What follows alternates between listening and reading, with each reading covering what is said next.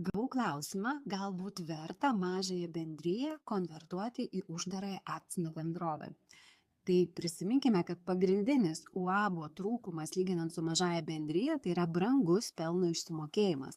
Tam, kad UABO akcininkas išsimokėtų pelną, jisai visų pirma turi susimokėti pelno mokestį, kuris šiuo metu yra nuo 6 iki 16%. Ir tada turi dar susimokėti 15 gyventojų pajamų mokesčio procentų nuo jau savo gaunamų dividendų.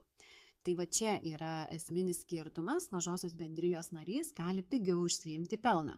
Bet tikrai yra atvejų, kada mažoji bendrija gali būti naudingai konvertuojama į UABą. Ir kokie kitai atvejai būtų. Tai visų pirma, galbūt jūs planuojate parduoti savo verslą, tai gal geriau parduoti akcijas, o ne mažosios bendrijos narių dalis ir teisės.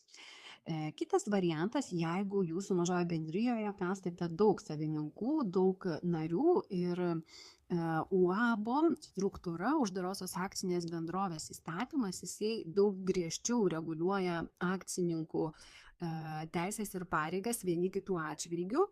Tai reiškia, kad galima įsivesti daug tvarkingesnę struktūrą, kontrolę, discipliną vieniem prieš kitus, kai tuo tarpu mažoje bendrijoje lieka tokių pilkų zonų, kai yra daug narių, jie gali elgtis vieni su kitais nesąžiningai dalintis pelną ir tą labai sunku suvaldyti, sužiūrėti, suskaičiuoti ir sutikrinti.